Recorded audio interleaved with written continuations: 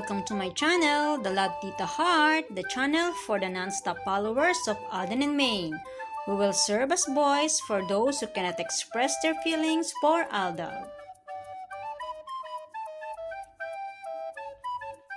Kamusta po kayo mga ka-non-stop? Good day po sa inyong lahat. Bago po tayo tumungo sa kaganapan kay Alden and Maine, please subscribe and hit the notification bell para ma-notify po kayo sa mga bagong video na i-upload ko. Salamat po! Happy Art mga ka-Aldab! Abangan si Pambansang Bay and multimedia star Alden Richards sa 50th Golden Celebration ng Wiltec sa September 28 to 29, 2024 sa Glorieta, Ayala Malls, Makati City. Sa tuwing magkakaroon ng event ang Wiltec, isa si Alden Richards sa kanilang special guest. Marahil dahil ay isa rin namang biker ito at hindi nga lang ganun ka-active dahil super busy sa kabi-kabilang project. Pero gayon pa man dahil malakas ang hatak ni Alden Richards sa mga netizen, hindi pa rin siya nawawala sa listahan bilang guest sa naturang kumpanya. At dahil dyan, lumitaw na naman ang mga bashers ni Alden galing sa ilang fanbase na sinasabing hindi daw bagay kay Alden ang mapasama sa naturang kumpanya. Ika nga kapag ang puno hitig sa bunga, binabato ito. Katulad ni Alden Richards na super blessed sa lahat ng bagay. Bukod sa sobrang gwapo, nagtataglay pa ito ng mabuting asal o mabuting kalooban. May puso para sa mga nangangailangan ng tulong niya. Kaya naman, binibigyan ng masaganang buhay katuang ang super supportive na asawa, Mrs. Nico Menday Pokerson, na itinadhana para sa kanya, na naging dahilan para mas mapansin o naging dahilan para magningning ang bituin ni Alden sa panahon ng Kalye serye. At mapabilang sa isa sa pinakamay mataas na talent fee sa mundo ng showbiz. Kaya naman hindi pinapansin ni Richard Jr. ang mga bashers niya. Hinahayaan lang niya na batuhin siya ng mga ito. Dahil ang bunga kapag binato at nalaglag sa lupa, tumutubo muli ito. Kaya naman habang pinupukol nila si Alden, nagsusulputan ang mga blessings nito. Bukod dyan, super blessed din ang mag-asawang Alden and Maine sa pagkakaroon ng fandom na hindi sila iniiwan magpasa hanggang ngayon.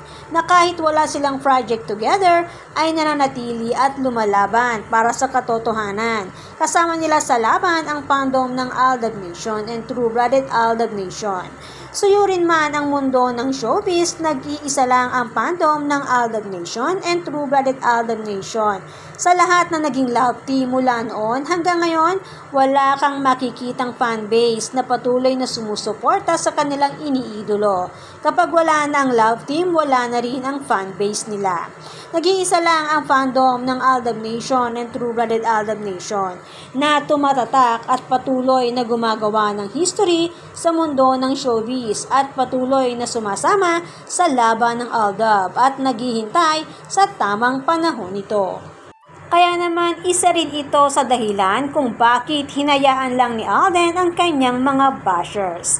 Sabi nga ni Richard Pokerson Jr., ang mahalaga sa kanya ay ang mga taong sumasama sa kanya mula sa umpisa at magpasa hanggang ngayon. Kasama na ang fandom doon. At ang pinakamahalaga sa kanya ay ang taong nagpabago ng kanyang buhay mula nang makasama niya ito. Ang nag-iisang babae sa puso at isip niya. Katuang niya sa pagbuo ng maganda at sariling pamilya. Kasama niya from the highest to the lowest point ng buhay niya. Isinakripisyo ang karir para sa kanya. Walang iba ang nag-iisang phenomenal queen at Diyosa ng kagandahan, Mrs. Nico Menday Pokerson. Sabi nga ni Mengay kay Tisoy, I don't care about my job. I care about you. Sabay tawag ni Richard Jr. ng my wife kay Nico Maine. Lunod sa pagmamahala ng mag-asawa kasama ang mga anak nila sa pribadong buhay nila. Kaya para kay Alden, dead ma lang ang mga bashers. Samantala, dito naman tayo sa showbiz life ni Alden Richards. Ayon sa ating nasagap, may nakakita kay Alden sa bakuran ng kabilang network at sinasabing nakipag-meeting ito sa mga executives doon. Sinasabing para sa promotion ng movie ni Alden na malapit ng ipalabas ang pinag-usapan sa naturang meeting. Kaya naman abang tayo sa anumang gimmick na kanilang pinaplano para sa promotion ng movie ni Alden. Dahil sa ngayon, abala pa sa mga teaser ng Pulang Araw, kissing scene and bed scene ni Alden with Sanya sa panahon ng giyera ang promotion nila ngayon. Kaya naman set aside muna panandalian ang gimmick para kay Alden and Catherine na sinasabing nasa planning process pa. Kaya naman ready na sa pang showbiz na promotion para sa movie na Hello Love Again. Matatandaan na pagpasok pa lang ng 2024, pinaingay na ang magiging tambalan nila na collaboration ng dalawang network. Malaki ang ginastos nila, kaya kailangan kumita ang pelikula. Kaya gagawin ng lahat para paingayin ang tambalan nila. Inumpisahan sa patong ulo, sinundan ng pangliligaw kuno. Ang susunod, abangan natin kung ano man ang ipagawa sa dalawa. Sa mga may malalawak na pag-iisip, alam at nauunawaan ang trabaho ni Alden Richards bilang artista. Yes, nasasaktan para kay Maine. Natural at normal lang na pakiramdam bilang ramdam din natin ang maaari niyang maramdaman. Pero sabi nga ni Nico Menday Pokerson, mag-aaway pero hindi maghihiwalay. Ganun niya kamahal ang kanyang asawa, Richard Pokerson Jr. Kaya sorry na lang po sa mga nahahanay sa makikitid ang pangunawa na naniniwala na may relasyon si Alden and Cathy.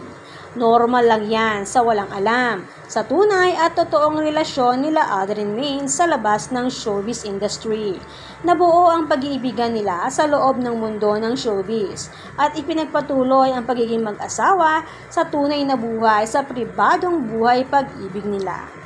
Samantala, may isang batikang mamamahayag ang nagbunyag na halos scripted na lang ang kanilang sinasabi sa kanilang showbiz report. Halos maraming bawal sabihin ang pag-amin ng showbiz reporter na ito. Ibig sabihin, ang mga balitang pang-artista umaayon pa rin sa gusto ng management. Sila pa rin ang masusunod sa pwede nilang sabihin at itanong. Kaya naman bulag-bulagan din sila sa totoong pangyayari. Sa bagay, marami naman talaga ang umaamin na mas malamang ang kasinungalingan kaysa sa katotohanan, lalo na sa taong 2020 at magpasa hanggang ngayon. Samantala, makaraan ang isang linggo na puro endorsement ang paramdam ni Alden Richards sa kanyang social media account, ngayon ay bagong endorsement muli ang kanyang ibinahagi na kanyang pinagkakaabalahan sa ngayon. Super blessed talaga si Richard Jr. Tunay na maswerte at lucky charm niya talaga si Mrs. Nico Menday Pokerson.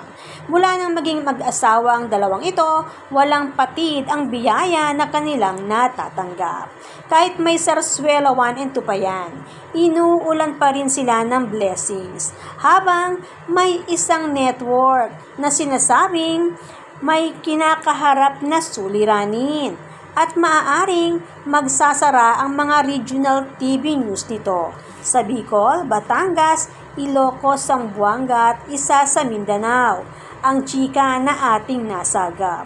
Ang tanong, kasagutan kaya ito sa mga sarswelang naganap at nagaganap? Ika nga ang pinagbuklod ng Diyos ay hindi pwedeng paghiwalayin ng tao. Kaya naman, good vibes lang po tayo magka-non-stop. Salamat po sa lahat ng nag-comments at sa lahat po ng buong pusong nagmamahal at sumusuporta kay Alden and Maine. Salamat po sa lahat ng subscribers. Shout out po sa inyong lahat. Thanks and God bless everyone! Salamat po sa lahat ng nag-comment. Shout out po sa inyong lahat. Sorry po, hindi ko na po kayo iisa-isahin. Sobrang dami po ninyo. Patunay lamang po ito na talagang lumalakas lalo at sumisigla ang buong fandom sa ganitong pagkakataon. Salamat po sa inyong lahat.